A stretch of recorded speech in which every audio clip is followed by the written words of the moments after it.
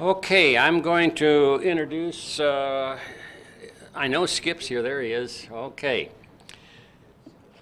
This afternoon's presenter is Skip Atwater, author of Captain of My Ship, Master of My Soul, is the research director at the Monroe Institute, a world-renowned nonprofit organization conducting research and offering educational programs supporting the evolution of consciousness. He has been part of the growth of the Institute since 1977. Before beginning his research at the Institute, Skip, a retired military officer, was the operations and training officer for the once highly classified U.S. Army Intelligence Remote Viewing Surveillance Program. Skip worked closely with the scientific efforts of SRI International. He trained career-minded professional intelligence personnel to remote view. He then used these highly skilled psychic spies to assess the security threat posed by a hostile government's exploitation of remote viewing surveillance. Early in the 1970s, he received an associate degree from the University of New York, a baccalaureate degree from the University of Nebraska, and completed his graduate coursework in counseling psychology at the University of Northern Colorado.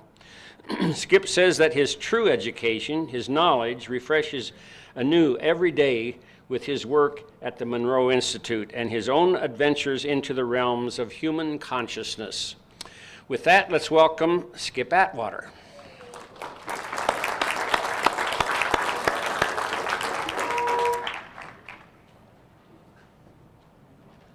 I'm supposed to talk for a minute until they get the volume adjusted on the microphones. Can you all hear me out there, or is it?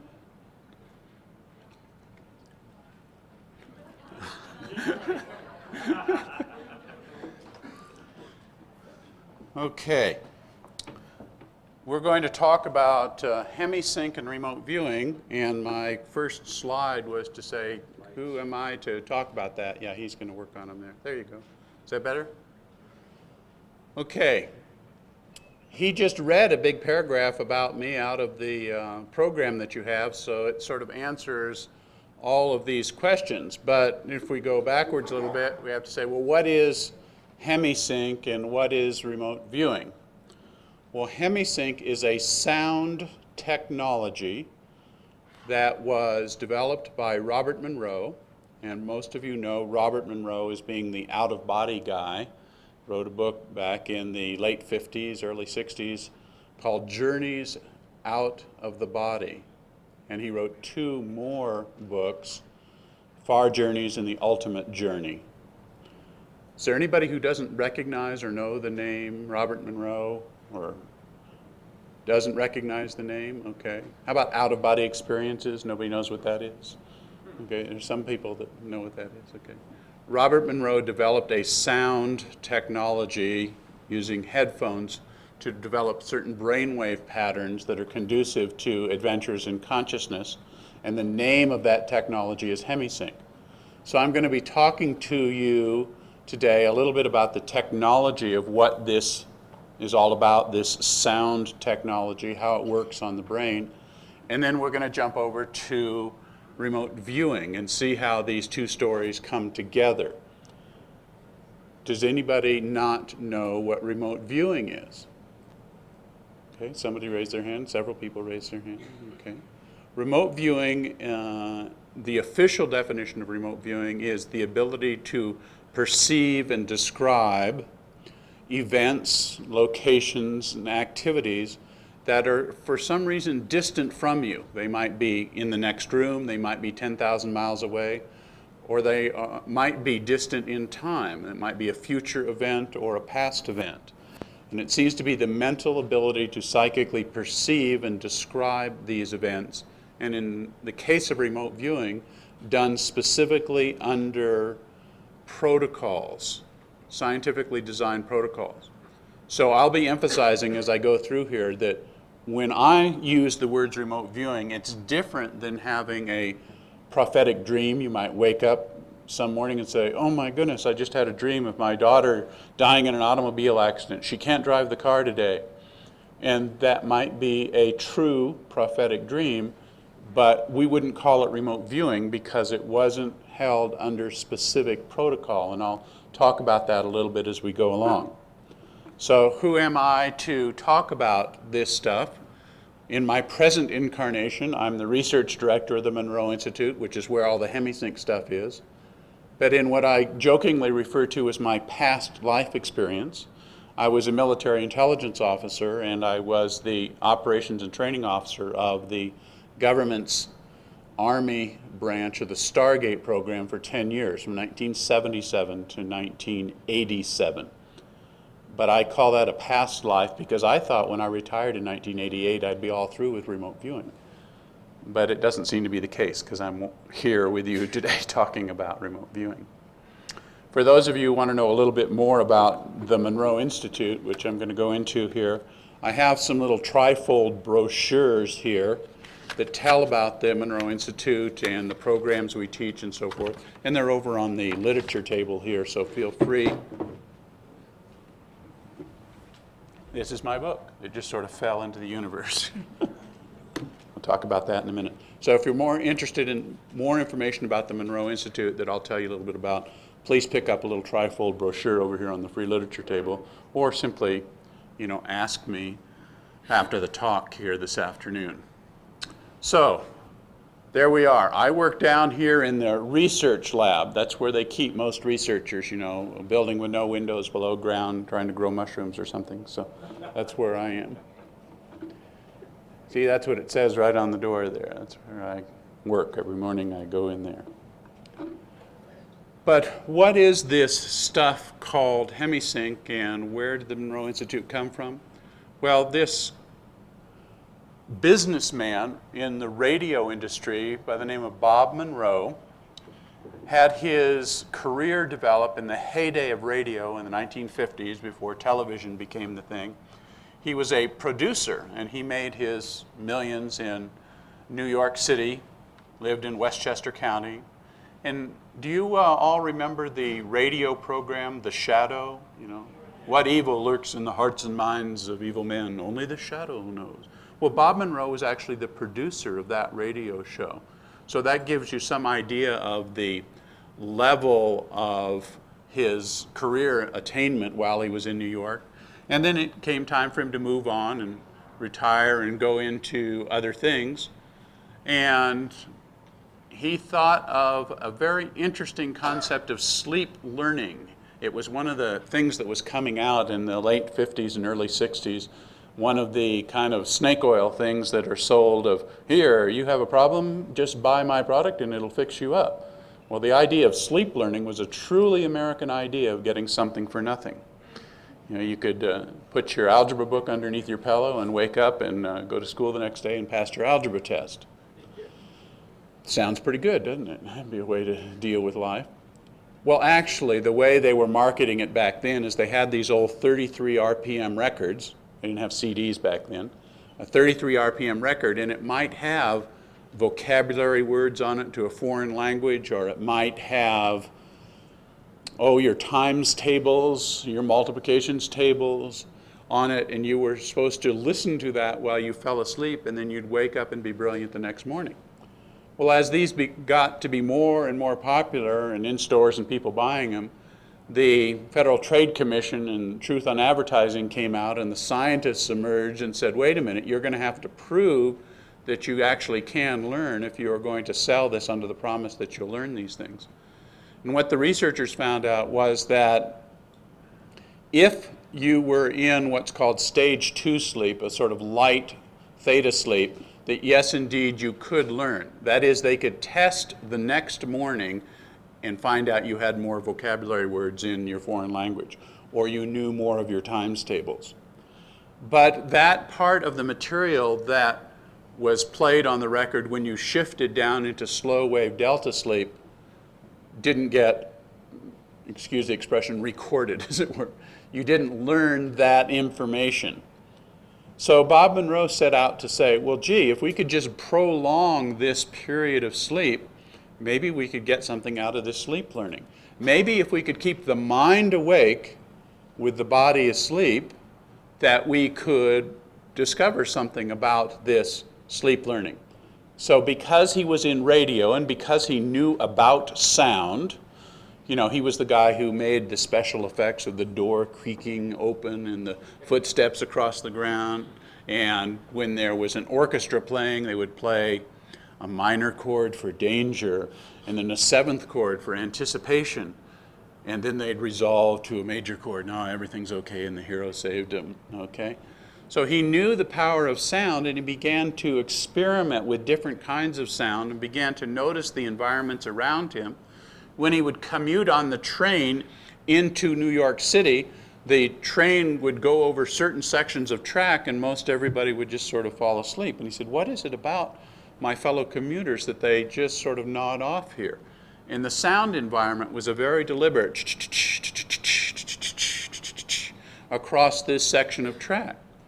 He also was an avid pilot. In that day, the Cadillac of airplanes was the DC-3, the twin-engine plane, with one of the first airplanes that had tunable propellers. That is, you could change the approach that the propeller would take to the wind. You could tune the propeller itself.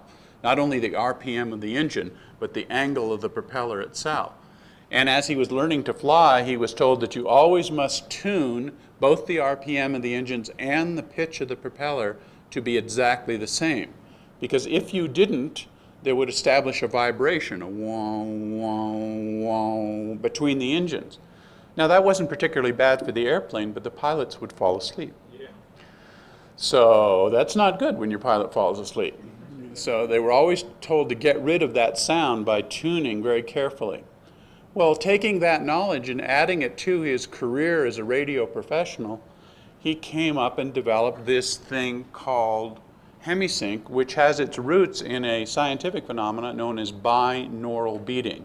That is, if you put one pitch of sound in one ear and a slightly different pitch of sound in the other ear, binaural, two ears, that together they will yield this very gentle vibrato situation, this binaural beat, this wah, wah, wah, wah sound. Now, he didn't discover this, okay? Audiologists have known this for years, and they test different kinds of hearing loss as to whether you can hear binaural beating or not. But what Mr. Monroe did discover is that under prolonged exposure to this, it altered your brainwave pattern. And so he was able to achieve this concept of mind awake, body asleep, by exposing people to these different frequencies of sound.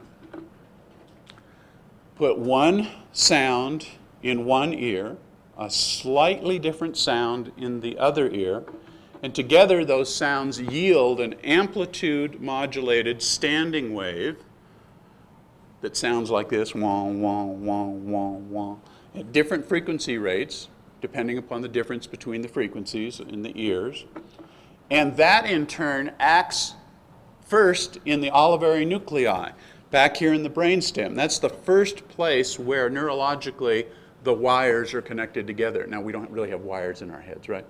But you could speak as though it's the first place the connections from the ears come together is in the olivary nuclei in the brainstem, which is right next door to the reticular, which activates the acetylcholine, the neurotransmitter acetylcholine, and sends it up to the cortex. Are these words getting really long for you? Okay, you got it's going fine, huh? Well, when you use multisyllable, hyphenated, Latin-derived words, people think you're really important and you know what you're talking about here. See? What I'm trying to relate to you is this is a method of changing brain chemistry. The amount of arousal in our cortex is principally regulated by three neurotransmitters, acetylcholine, noradrenaline, and serotonin. And by altering the balance between those three principal neurotransmitters, you can change the arousal level of the brain, the amount of theta activity, beta activity, delta activity, and so forth. And that's the way Hemi-Sync works. Now, if after you leave this conference, one of your friends didn't come here and they ask you, how does Hemi-Sync work? You can tell them that it acts upon the reticular activating system to alter the acetylcholine across the cholinergic neurons, thereby changing the neurotransmitter balance on the cortex, okay? now you might say Hemi-Sync just works really well. Okay, you might start there. Okay, Hemi-Sync works really well. Don't go into the brain stuff. You know, keep it real simple. Do you remember the story about the little kid that went to school for the first time and went to recess and saw all the kids and was really excited and this is really a wonderful time, but first thing came home running into the kitchen said, "Mommy, Mommy, where do I come from?" And Mommy thought, "Oh no, I've sent her to public school and now I'm going to have to sit down and have the sex talk with her."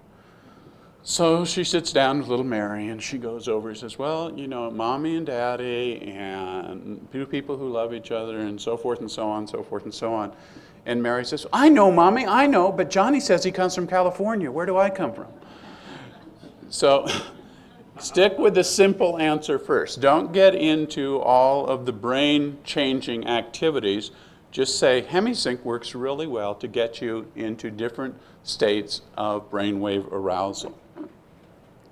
What we're trying to do is to modify the brain from incoherent activity, incoherent brainwave activity, to some kind of coherent brainwave activity. Now, I'm not saying that your brain is going to lock into a coherent pattern and remain there rock solid. What actually happens in real time is your brain is always changing the patterns of brainwaves that are happening. But if you average together, say 30 seconds of information or 60 seconds of information, when you average it all together, what kind of a pattern do you get? Do you get a coherent brainwave pattern? Or do you get an incoherent brainwave pattern? So what we're looking for is to access those intuitive spaces, those deep meditative states and coherent brainwave patterns using the Hemi-Sync technology. Here's several sets of brainwave patterns. You don't have to copy them down. There won't be a test at the end. I won't pass out crayons to see if you can copy all the different brain activities.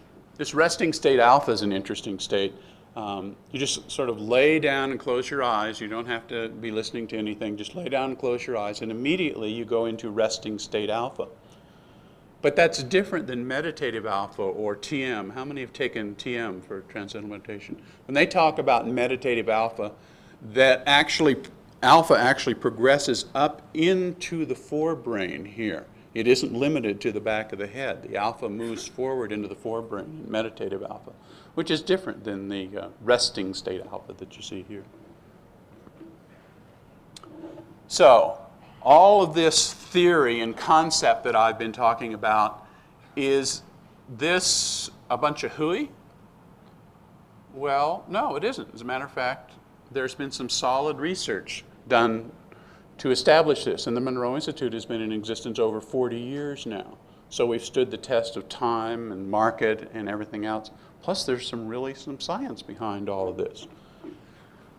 We have professional journal publications. There are peer-reviewed publications demonstrating the efficacy of Hemi-Sync. All this is available on the website, and you can go look it up in your own libraries.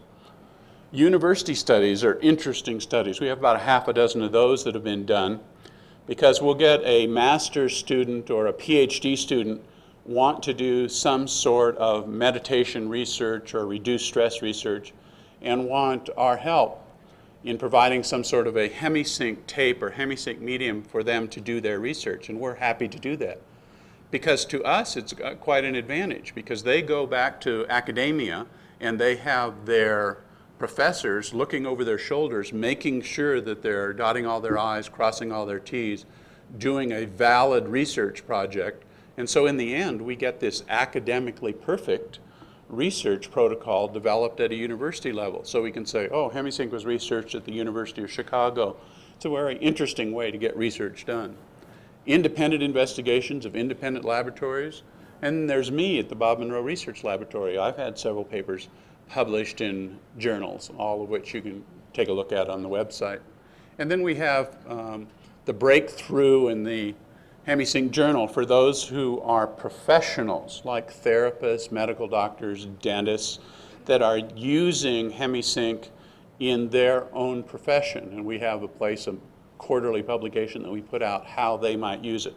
For example, you might have an ADD child who has trouble concentrating on their work, and by exposing them to some Hemi-Syncs, the Metamusic series, while you're working with them as a therapist, they concentrate much better.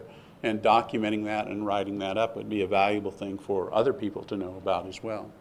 And then we have the anecdotal reporting done in the focus. Now that's people talking about their own consciousness adventures, their own spiritual breakthroughs, their own epiphanies while using the Hemi-Sync auditory guidance system, and that's a quarterly publication as well. So, can this Hemi-Sync stuff be applied to healing? Yes. It can as a complementary concept. Now, there are several sound technologies out there that purport to influence the healing process on the cellular level through the direct interface of the sound energy on the cellular level. That is not where we come from, okay? Our sound technology helps you get into a state of consciousness, and it is you then that is empowered to heal yourself through getting into these states of consciousness. We do not claim that the sound itself does the healing, but is empowering for you to be in these states of consciousness and heal yourself.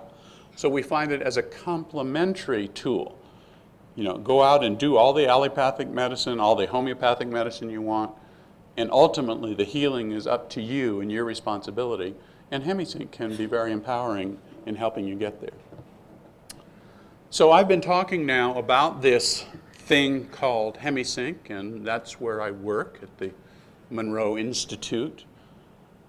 How does this Hemi-Sync technology then dovetail into this thing called remote viewing, which is sort of the other half of what things are about here in this talk?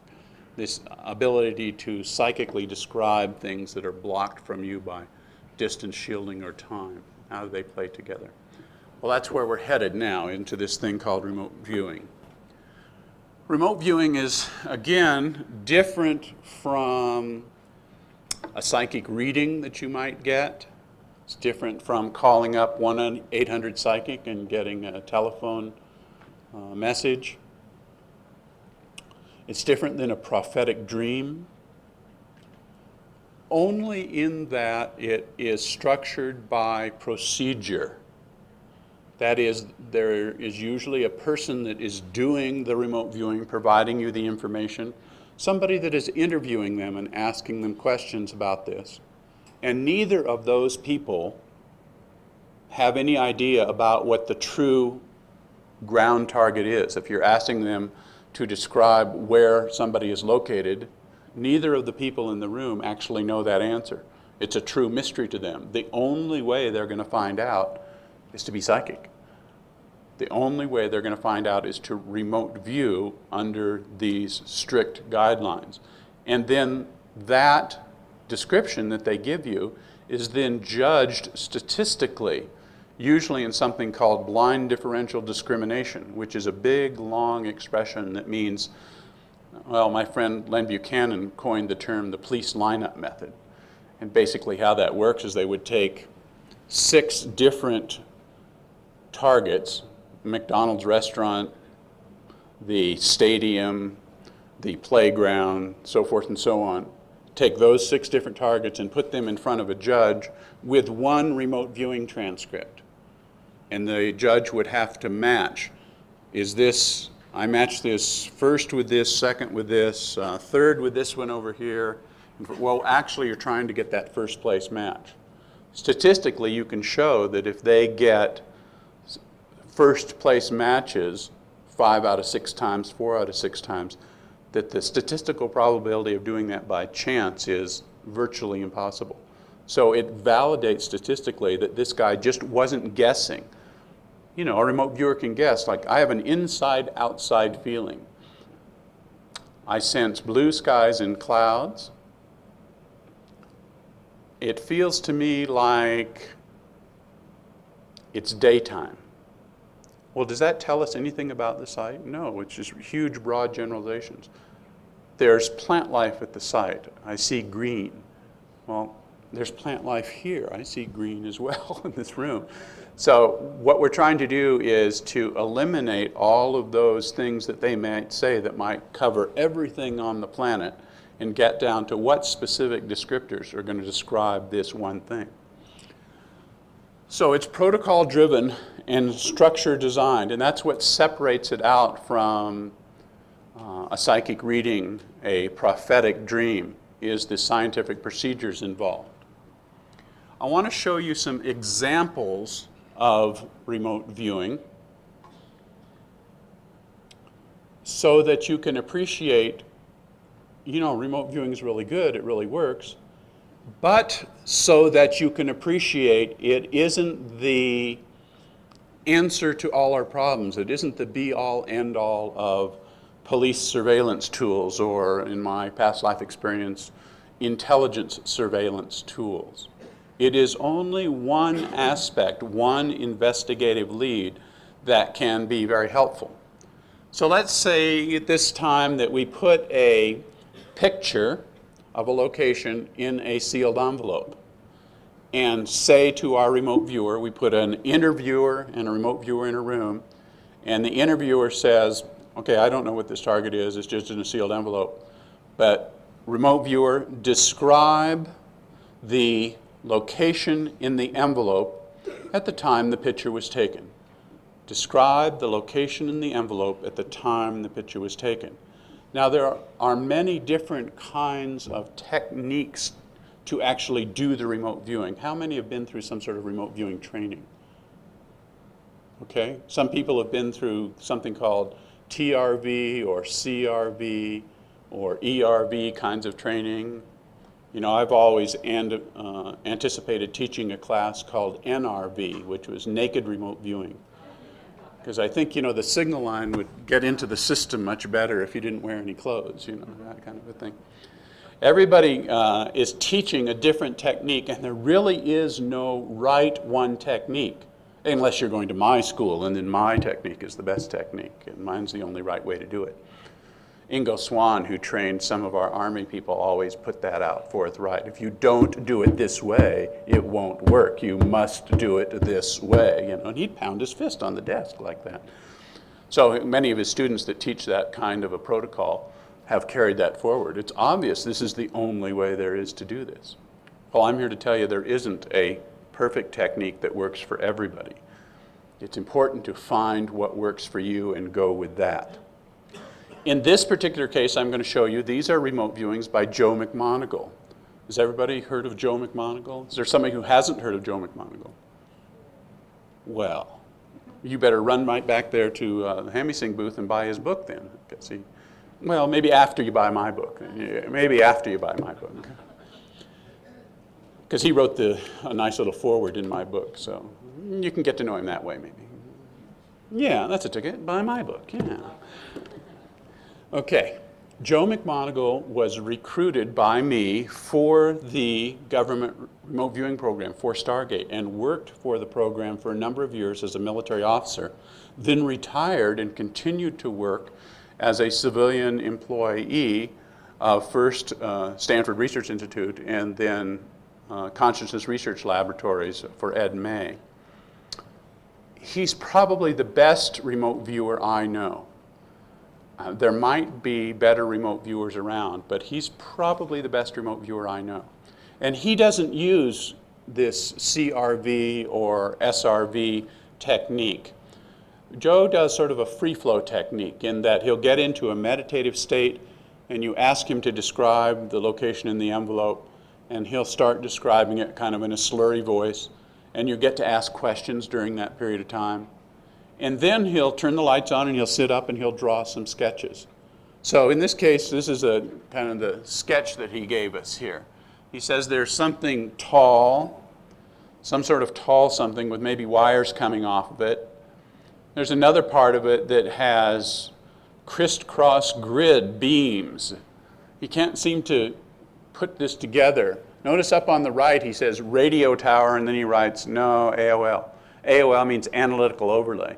What he's saying to us is, when I look at this picture with these eyes, and when I look at what I've drawn, it makes me think of a radio tower. But that's not information I'm getting psychically. That's something I'm analytically coming to, calling it a radio tower, okay? He also says, looks like a bridge. No, that's not it. It looks like a tent. No. And then finally he ends up with the only description he comes up with is tall metal structure, which is exactly perfect. That's what you want a remote viewer to say. You don't want him to put all this analysis in there. Okay? All of that analysis is bollocksing up the psychic perception coming in. But this doesn't do us much good. Could we find the buried money stolen from the bank given this? We asked the remote viewer to find the stolen money from the bank, and he says, well, this is where it is. It's near a tall metal structure that looks like this. Well, obviously, this isn't going to help us at all. Okay? It doesn't make any sense. And the urge, your urge is to just tell me where it is. Give me an address. Tell me, is this on Main Street or where is it anyway? But that's not the remote viewer's job, and the remote viewer can't actually do that. The remote viewer can only describe what they perceive. Okay? So you ask him to acquire the target again. Sometimes they can reach out with their pen or their pencil and touch their own sketches and access the information again. So in this case, he comes back with a second set of drawings that look like this. He says, oh, this is how it goes together. Here's how the crisscross beams fit. This is what the tall metal structure in the air is. And it must be some construction site down here in the corner, he says, a construction site of some kind. Well, you open up the envelope and you find out, whoa, it was, in fact, very, very much like his drawing. Now, if the stolen bank money was hidden somewhere and you were to ask, where is the bank money hidden, and your remote viewer gave you this picture, could you find that bank money? Not based on this drawing alone, because he didn't come out and say, it's buried in the construction site on 5th and Main where they're repairing the stadium.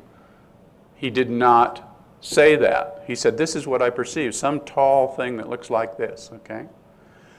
But if you would take this picture along to the police who chased the car as it drove away from the bank and showed this picture to all the policemen, showed it to all the firemen in the city, and showed it to all the building inspectors, I'll bet you that one of them would say, isn't that the crane down in 5th and Main?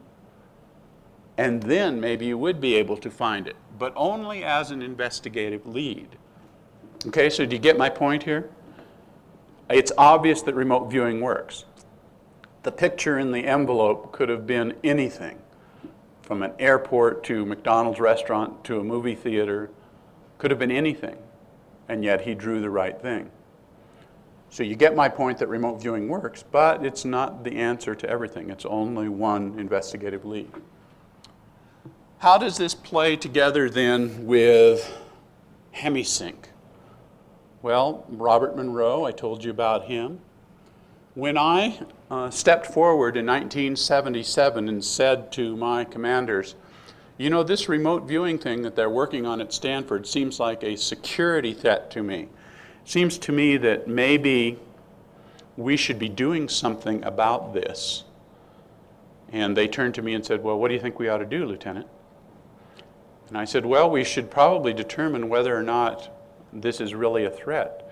Are the Soviets using this against us? This was the end of the Cold War. Are hostile intelligence services using remote viewing against us? And what should we be doing to protect ourselves? Well, if you take a look at the classified documents that were produced back in the early 1970s, yes, you can look at those documents. As a matter of fact, those classified documents are now available through the Freedom of Information Act, and I included them. I downloaded them and included them on the CD in the back of my book. So you can actually read the declassified, redacted versions of those documents on which the government based its decision to get involved in this remote viewing thing, to create the Stargate program, and the justifications they used based on what was going on in foreign governments. You can read those documents yourself. If I had printed them out They would be very thick, but including them on the CD, you can pop it in your computer and read it as a PDF file. Now, they asked me what we should do about this, and as a young lieutenant that knew everything there was to know in the world, I said to them, we ought to train some people here in the office, people with security clearances, to do this thing called remote viewing. We ought to train them to do this. Well, I was wondering whether he would kick me out of the office or not with that suggestion.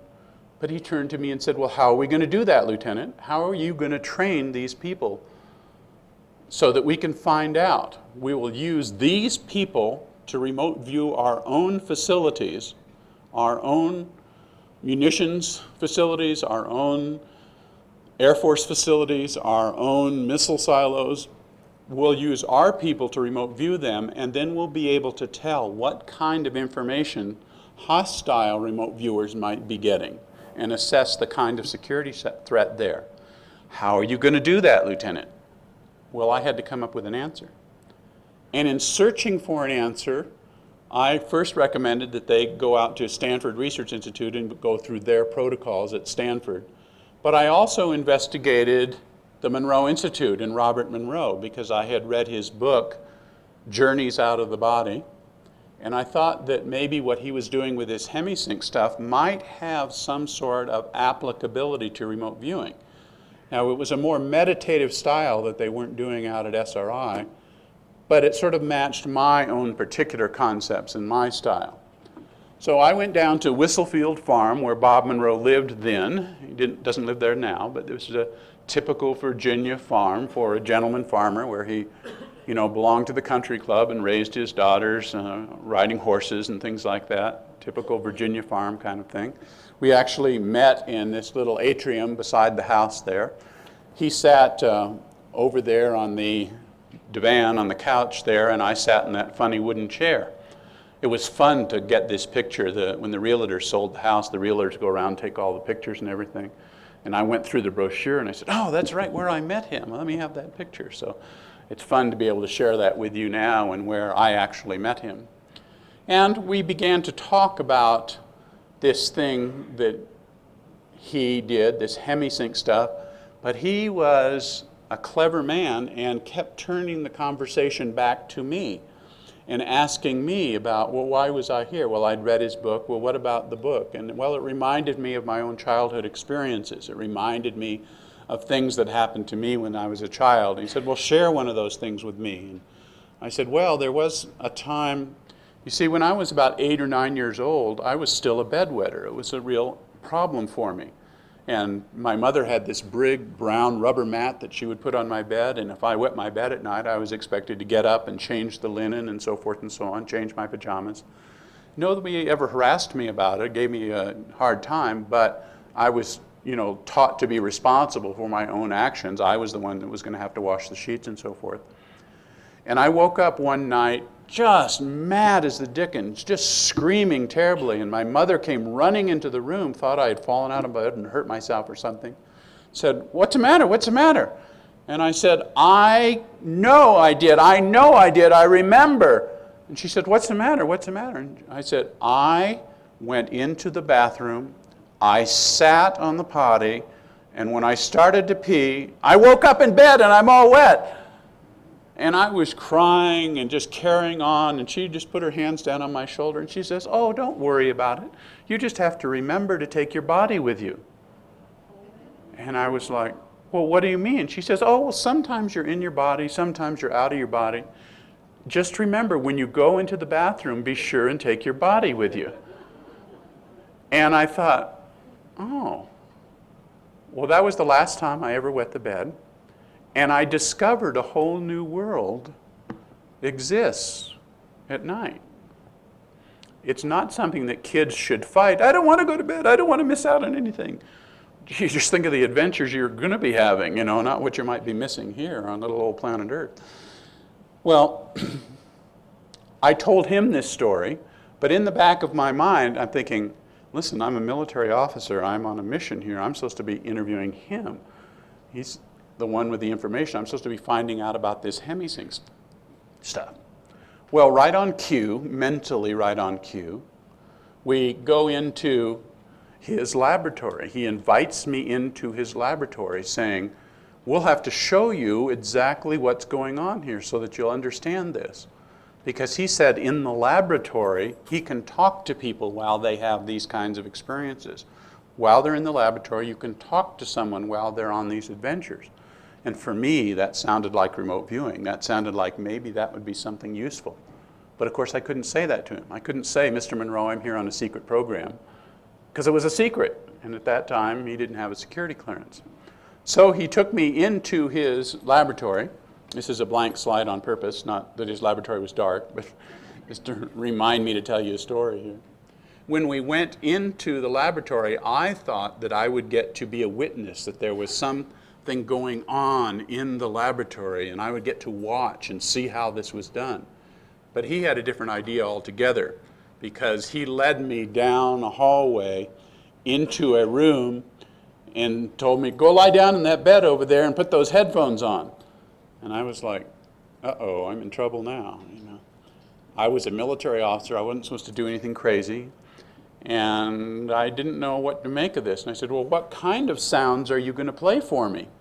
And he said, well, we'll just play some music at first to relax you. And I said, well, that sounds okay. So I sat on the bed, and then I put the headphones on, and I laid back in the bed. And the minute I laid down, the lights turned out, and the door was closed, and I was alone. And I started thinking again about what he'd said. He said, we'll play some music at first. What did he mean by at first? What am I in for here? Well, within a couple of seconds, there was, in fact, some music coming over my headphones. And that was fine. He said he'd play music. He's playing music. This is kind of a trustworthy situation. This is okay. And then the music changed to the sounds of the ocean, some surf sounds. And that was nice, too. I was raised in California, and the idea of surf sounds made me happy. Think of childhood, happy times at the beach, so forth and so on. And then his voice came over and said, and here is the sound of surf. It's a symbol here at the Monroe Institute for the power of sound. And I thought, oh, a commercial announcement. I know what that is, a commercial announcement. And as the surf went on, it was as though I could pretend or imagine or see waves crashing onto the beach. You know, they crash into the beach and then they recede out, and there's this foam and these little bubbles that pop up in the sand. And on the tape, there was all this hissing and popping occasionally, and oh, that must be the foam on the beach coming up. And then there was one last wave that seemed to recede very, very slowly out into the ocean. And I was wondering what had happened to the ocean. And I began to hear another sound, a wah, wah, wah sound. And I thought maybe I'd unplugged the headphones or something, and there was something wrong, because I couldn't tell from where this sound was coming. Was it in the headphones, or was it in my own head, or was it outside in the air around me? I'm a real analytical guy. I got to break everything down and figure out what's happening with it.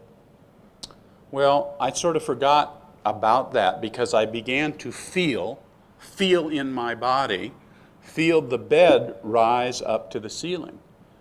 And then I realized that that's why this room was so different. He actually had a piston under the bed, like when you get your oil changed in the gas station, that he was able to raise the bed up to the ceiling like that. And I thought, well, that was pretty neat. And I started trying to figure out how they did that. They must have had to drill a big hole in the ground before they put the building around. And I started listening for an air compressor in the background, because in the gas station you can always hear an air compressor running to create the pneumatics for raising and lowering this thing. But I didn't. And then this sensation of raising up was exchanged for a different visceral feeling, a visceral body feeling of lateral movement. Just like when you're in an airplane and the pilot, changes course a little bit or slows down, suddenly you're aware of movement, all while you're flying along, watching your movie or enjoying your airline food. You're not aware of motion until there is a change in velocity or until they banks the plane or something. You're not aware. That's the same kind of visceral body feeling I had of lateral movement, of this motion. I became aware of motion. And Mr. Monroe's voice came over the earphones and said, well, what's happening? And I said to him, well, I seem to be going someplace. He said, well, where are you going, kid? And I said, I don't know, this is your place. I have no idea. Well, after a while, I began to imagine, pretend, or see something that went along with this feeling of lateral motion. It was big, giant crystals or boulders, and I was going through a hole or a tube with these big, giant crystals on the sides, and the funniest notion came to my mind. I thought, well, first of all, do you remember being a kid, you would drink milk or drink water through a flavor straw? They were straws filled with sugar flavoring, and you would drink water or drink milk through them that would flavor your drink. They're called flavor straws. Well, as I was flying down this tube, I thought, I'm inside a flavor straw. Now, I know that sounds silly, but those were the thoughts that came to my head, that I was in a flavor straw. Well, I must have been going maybe warp 7 or something along that line, until I came to what I perceived as the end of the flavor straw. And just as I began to peek out of the end of the flavor straw, just began to rise up, my whole perception changed, and I was in a boundless white space. No walls, totally boundless, pure white space, watching myself come out of the end of the flavor straw. And that was an epiphany. It was amazing. Wherever you go, there you are. I came all this way to find out I was already here. Now, it sounds sort of stupid, but at the time and in that state of consciousness, it was like a big revelation, an experiential revelation. But I must have uttered something. I must have gone, oh, ah, because immediately Mr. Monroe was in my earphones again and said, well, what happened? Well, I was totally embarrassed. I was really embarrassed.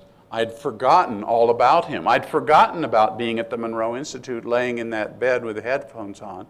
I thought I was here in this space. And so I just said, oh, well, nothing, I'll have to tell you about it later, out of my embarrassment. And he left me there for a while, a period of time, and I don't know what time is in that kind of a situation. And then he said, well, it's about time for lunch. Well, that sounded interesting to me, although I didn't have any idea what he was talking about. Didn't make any sense to me. It sounded interesting. You see, wherever I was, they don't do lunch. So it didn't make any sense as to what was going on. But it didn't seem to matter because he changed the sounds and lowered the bed back down to the floor again. And before I knew it, the door opened, the lights were on. He was saying, well, where do you want to go for lunch? And I was taking my headphones off, and I was getting up from the bed, and I was, leaning over, looking under the bed like this, because I wanted to see that piston that pushed the bed up. Well, did you lose your watch under there or something? No, it's okay, I have my watch. There was no piston. It was just a plain concrete floor, and the bed was nothing but a cot mattress on some plywood and 2x4s. And I was like, what in the world just happened? And we're walking down the hall, getting out, well, we're going to go for lunch, hey. And I'm like, oh, man, still in the ozone, Well, he was smart. He was trying to get me outside in the sunshine, get me walking around, get me grounded again. We wound up going to lunch at Howard Johnson's up on Afton Mountain, and it took about, 45 minutes to get everything together, and we ordered our food. And then you're sitting there in the restaurant in that awkward time after you order your food and you're waiting for it to come. You probably know about that if you've eaten in this little restaurant over here. You're waiting for the food to come, and you have to come up with some sort of, conversation to talk about. And so I turned innocently to him and I said, well, Mr. Monroe, when you raised the bed up, he looked at me. He said, I didn't raise the bed up. And I thought about it, and I thought about it, and then I realized, and I said, oh.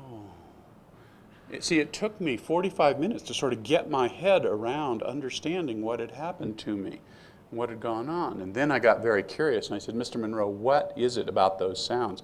What is in the power of those sounds that made me have this experience? And he said, oh, the experience belongs to you. I said, well, what is it about those sounds? And he said, well, we call that, mind awake, body asleep. And I said, well, those must be very powerful sounds. Does everybody have this kind of experience?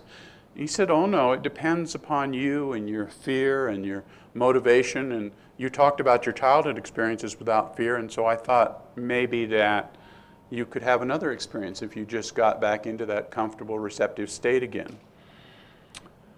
Well, when I went back to Fort Meade, Maryland to talk to my bosses about my investigation of the Monroe Institute, I didn't exactly tell them everything that had happened to me down there.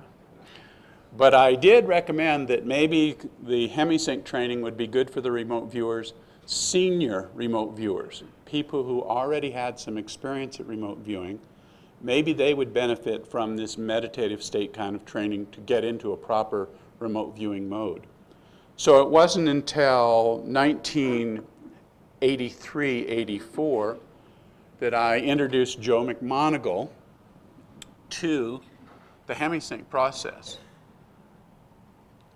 By that time, I had gotten Mr. Monroe a security clearance, a secret security clearance, and we hired him to conduct a training, a 10-week-long training with Joe McMoneagle.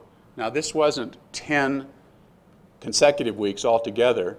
It was 10 weeks spread out over more than a year, about 14 months. So he would go down and do some training, come back to Fort Meade, continue to work for the Army, and then go back down and do some more training with Monroe.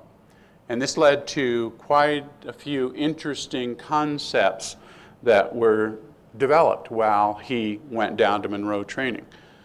The idea was to give him some advanced exposure and see whether or not we could improve on his training, even though he was very, very good, an experienced trainer. Is everybody a little warm in here, or a little cold, or a little warm? How many colds, how many warms? Well, I vote for the warms. I'm going to take my coat off here. My assistant will handle that.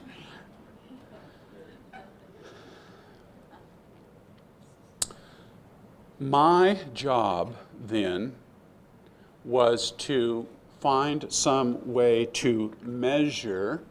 Notice the symbol of measure here. In the Microsoft tools, they didn't have an instrument for measuring remote viewing success, so I thought that this symbol would work for the idea of measurement. I had to figure out some way to measure Joe McMoneagle's process through this 10 weeks of training and see whether or not his remote viewing improved. So as he was down there during the week, I would go down once a week at the end of the week, either a Thursday or a Friday, and I would carry with me a remote viewing target. So we ran 10 individual remote viewings at the end of the week to see how his training was going and how much his remote viewing would improve or not. Had to figure out some way to measure. And there were some very interesting remote viewings that would come out of this. Now, Joe himself would like to do what's called a cool down period. He would basically take a nap for a half an hour before he would start a remote viewing. He would go over and get very, very relaxed, and then I'd walk into the room with the lights dimmed, and I'd sit down, and I'd say, okay, Joe, we're ready to begin, and he'd be snoring away, and I'd say, Joe, we're ready to begin. And he'd know, oh, okay, here we go. He'd wake up, and we'd start the session. Well, under the idea of Hemi-Sync, is he would be able to use this tool to get down into that state, and so we were wondering whether or not that would benefit him. So during these 10 weeks of training then, I went down and did individual remote viewing sessions. During one of those sessions, we had a very interesting target that I decided to use, and I'd like to kind of share that with you this afternoon. That brings us to the remote viewing of the planet Mars. Now, Dr. Putoff out at SRI had in his folder some interesting information from some of his co-workers at SRI.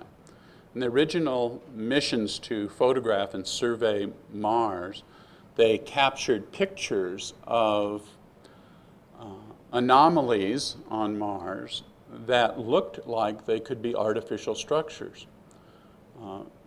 A series of right angle anomalies, parallel grooves or stripes in the ground, pyramid forms.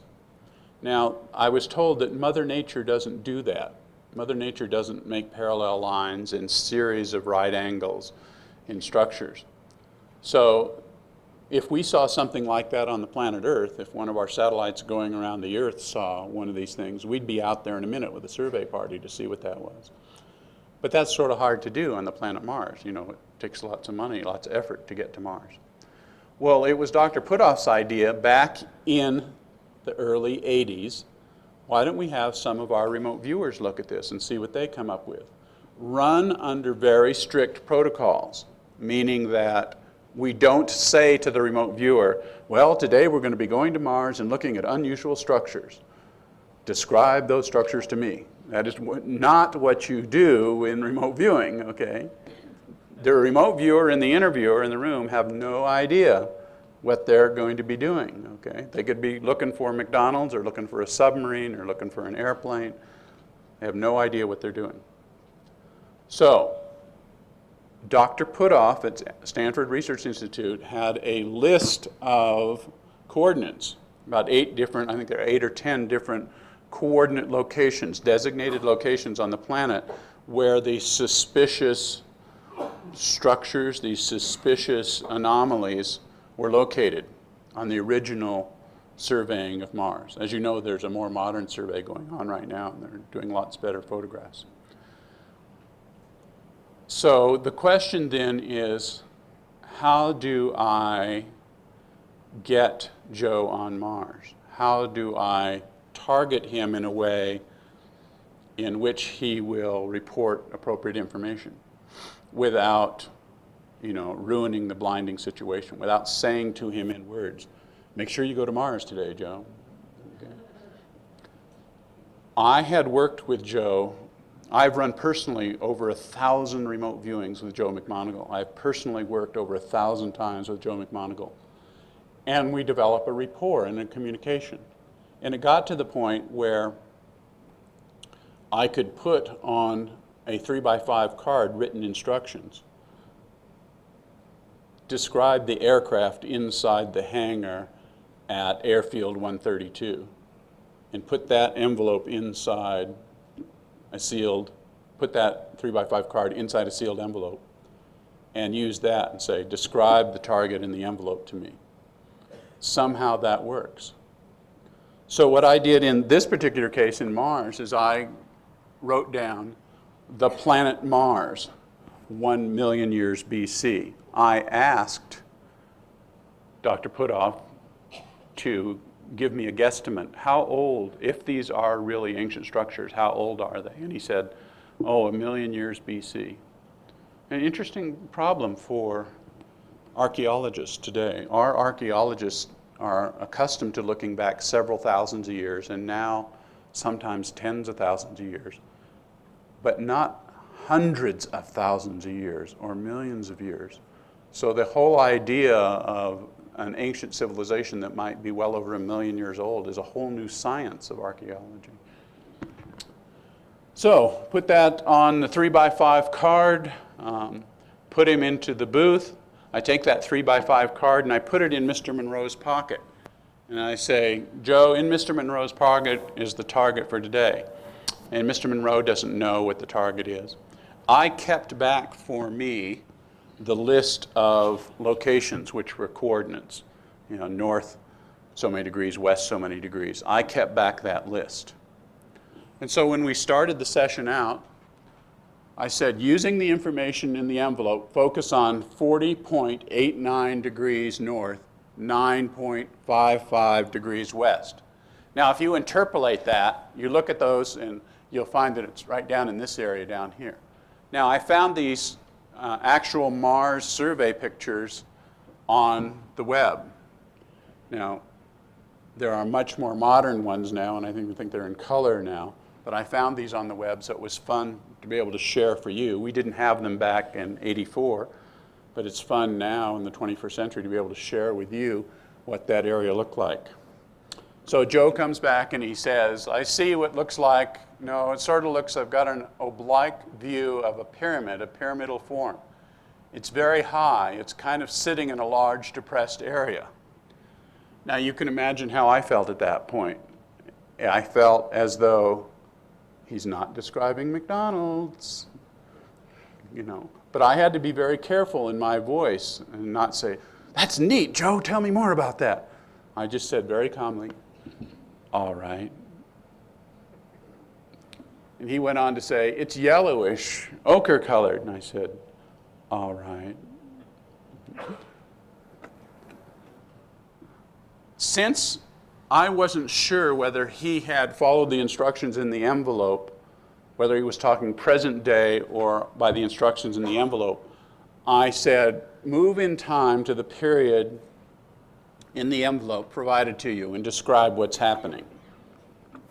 He came back and says, I have an impression of a severe clouds, more like a dust storm, a geologic problem. Just a minute, I've got to iron this all out. It's a little weird. Okay, danger, danger. Okay, he is analyzing. Okay, you don't want the remote viewer to analyze. You want the remote viewer to report only. So I say back to him, just report your raw perceptions at this time. You're still early in the session. And he says back to me, I'm looking at the aftermath of a major geologic problem. End of statement. Excellent. Excellent remote viewing. Didn't get all bollocksed up. Now understand that these statements didn't go so quick. Bing, bing, bing, bing, bing, bing. There was pauses and meditative exploration before these statements were made.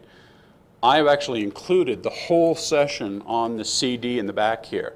So you can listen to Joe McMoneagle describe and read the transcript on your computer right off of the CD here and get the drama of how it went in real time, not how we're discussing here and flipping through the slides real quickly. Now, I say to him, okay, go back to a time before the geologic problem. And I have to point out to you at this point that we now are lost in time. Okay, his original instructions were 1 million years BC. And now I'm sending him back to a time before the geologic problem. And we're kind of lost. We don't know how long ago that was. There's a total difference. Before, there's no, oh hell, it's like mounds of dirt appear and they disappear when you go before. But we're sort of lost in time. I see large flat surfaces, very smooth, angles, walls. They're really large though. I mean, they're megalithic. Now this is very important. This is very important. Because remote viewers aren't always on target, they only get on target about 50 or 60% of the time. It's like sending a baseball player up to bat. He isn't going to get a hit every time, no matter how good he is. Matter of fact, if he gets a hit 30% of the time, we say he bats 300, and we pay him $1 million salaries because he bats 300, okay?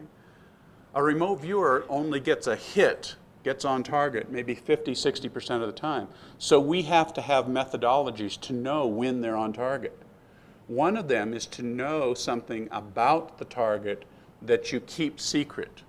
For example, if we were looking for the code room inside an embassy, because we're planning on breaking into the code room and we want a remote viewer to run surveillance on it first, we would keep back information like there's a big green couch in the lobby. Okay. Then we put the remote viewer on the target, say, describe the building in the envelope. And they say, okay, well, this is a big building. It sense a government feeling, a foreign feeling. There's 2 stories. There's guards outside. On the downstairs floor, there's a guard station and a big green couch on the left. Ah, you know he's in the right building, okay? That's why this is so important. They're really large, though. I mean, they're megalithic. I didn't know at the time, but the scientists told me later that due to the specific gravity of the planet Mars, everything will be larger or bigger or taller there because the specific gravity is less. So Joe describing everything as being oversized is a clue to us that he really is on the planet Mars at this point. I say to him, all right, in this period of time now, before the geologic activity, look around and see if you can find any activity. I'm seeing like a perception of a shadow of people, very tall and thin, but it's only a shadow. It's as if they were there and they're not there anymore. Well, I give him another movement exercise. I say, go back to a period of time when they are there. The impression of it's like I get static on the line and everything is breaking up all the time. It's very fragmentary. Well, I have to calm him down now. He's getting inside of his head and his own concerns about his thinking. I have to calm him down. Just report the raw data. Don't try and put things together. Just report the raw data. I keep seeing a very large people. They appear very thin and tall, but they're very large. They're wearing some kind of strange clothing. Now remember, we're lost in time. We don't know how long ago this was. Okay? He went on to get in very close contact with one of these people, one of these Martians, who explained to him that they knew their planet was about to be destroyed by a catastrophic event, an event like perhaps a comet tail ripping the atmosphere away from the planet all at once. You like those sound effects? Ripping the atmosphere across the planet all at once. And that they knew this was about to happen, and they attempted to build underground shelters and establish some sort of suspended animation state so that they might survive this and be later rescued. And another party left the planet. He didn't say that. Another group of these folks went away, went someplace else. He didn't say anything about planet because he didn't know where he was or what he was talking about. But it's been too long that this race of beings have not survived and that they perished. That it's been much, much too long for their cryogenic freezing or suspended animation or whatever they did, and it's been much too long.